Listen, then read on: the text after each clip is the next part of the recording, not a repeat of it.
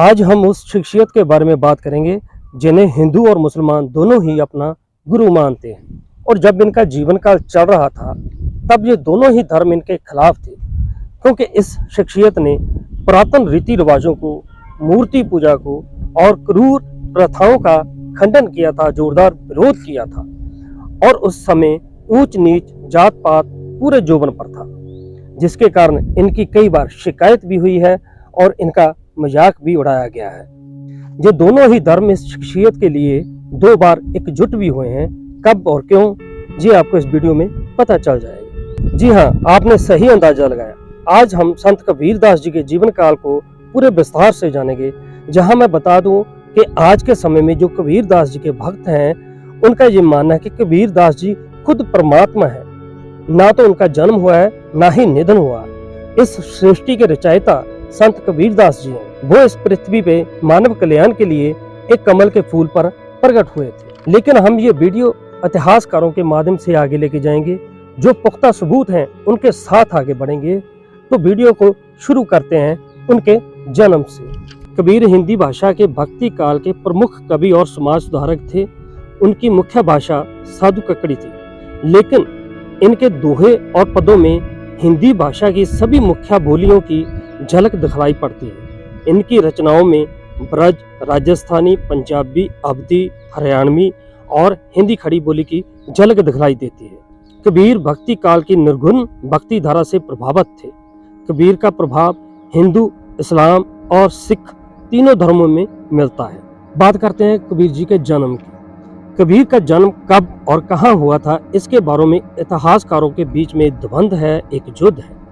कबीर के जन्म स्थान के बारे में 3 मत सामने आते हैं: मगहर, काशी और आजमगढ़ का बेलहरा गांव। अधिकतर इतिहासकार इस बात में यकीन रखते हैं कि कबीर का जन्म काशी, वाराणसी में हुआ था। यह बात कबीर जी के दोहे की इस पंक्ति से भी जानने को मिलती है: काशी में प्रगट भये रामानंद जताए।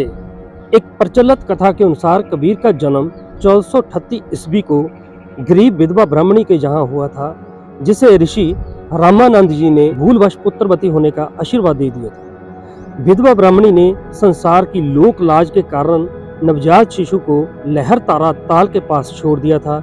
शायद इसी कारण कबीर संसारक परंपराओं को कोसते नजर आते थे। एक कथा के अनुसार कबीर का पालन पोषण नीरू नीमा के जहां मुस्लिम परिवार में हुआ। नीरू को जब बच्चा लहर ताला ताल के पास मिला था। कबीर के माता पिता कौन थे, इसके बारे में एक निश्चित राय नहीं है। कबीर नीरू और नीमा की वास्तविक संतान थी, जब उन्होंने सिर्फ उनका लालन पोषण किया था। इसके बारे में इतिहासकारों के अपने अपने अलग अलग मत है। अब बात करते हैं कबीर जी की शिक्षा की। कबीर की शिक्षा के बारे में ये कहा जाता है कि कबीर को पढ़ने लिखने में बिल्कुल रुचि नहीं थी। बचपन में उन्हें खेलों में भी किसी प्रकार का कोई शौक नहीं था। गरीब माता पिता होने से मदरसे में पढ़ने लायक उनकी स्थिति नहीं थी। दिन भर भोजन की व्यवस्था करने के लिए कबीर को दर दर भटकना पड़ता था। इसी कारण कबीर कभी किताबी शिक्षा नहीं ले सके। आज हम जिस कबीर के दोहे के बारे में पढ़ते हैं, वह सभी कबीर ने नहीं बल्कि उनके शिष्यों ने लिखे हैं। कबीर के मुख से कहे गए दोहे का लेखन कार्य उनके शिष्यों ने किया था।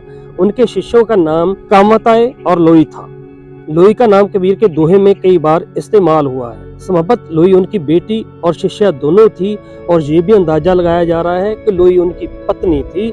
उनकी जो 2 संतानें थी, लड़के का नाम कमल और लड़की का नाम कमली था, जो उनके शिष्य के रूप में भी जाने जाते हैं। अब बात करते हैं कबीर दास की गुरु शिक्षा के बारे में।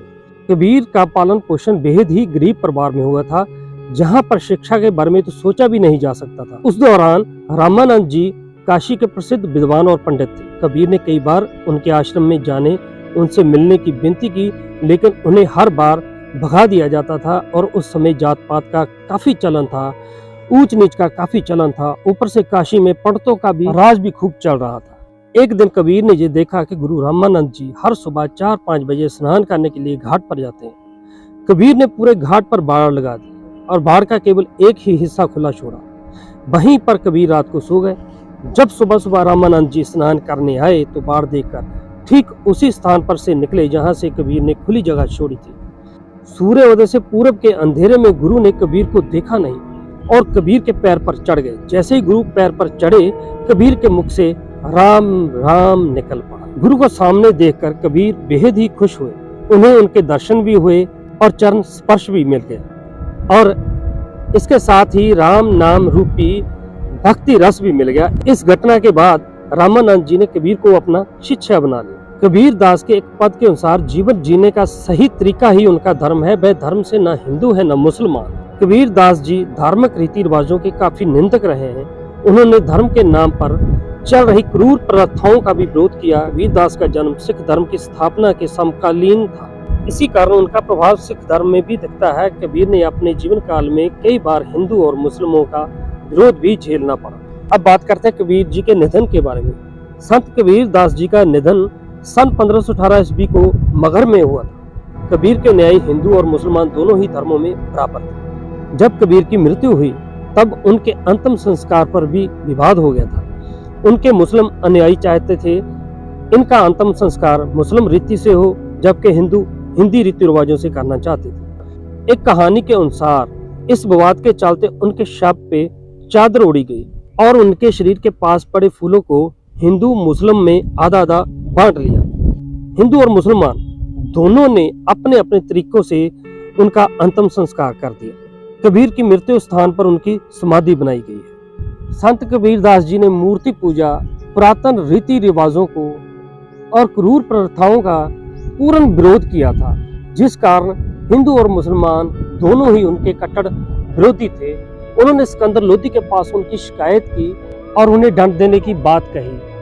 जब सिकंदर लोदी ने कबीर दास को अपनी अदालत में बुलाया, अपने राज्य में बुलाया, तो वहां पे कबीर हंस रहे थे। ये देखकर सिकंदर लोदी बोले, क्या हुआ, हमने आपको दंड देने के लिए बुलाया है। ये हिंदू और मुसलमानों ने आपके खिलाफ इतनी शिकायतें दर्ज कराई हैं कि हम आपको दंड देंगे और आप मुस्कुरा रहे हैं। तो कबीर दास जी ने कहा कि वो मालिक जिसने एक इंसान बनाकर इस दुनिया में भेजा था, ये हिंदू और मुसलमान बन गए, उसके लिए जो दोनों कभी एक साथ इकट्ठे नहीं हुए, आज मेरी शिकायत करने के लिए एक इकट्ठे हैं, एकता के धागे में पिरोए हुए हैं। इससे बड़ी खुशी की बात मेरे लिए और क्या हो सकती है। ऐसे थे हमारे संत कबीर दास जी। तो आपको ये बायोग्राफी कैसे लगी, ये कमेंट करके हमें ज़रूर बताना।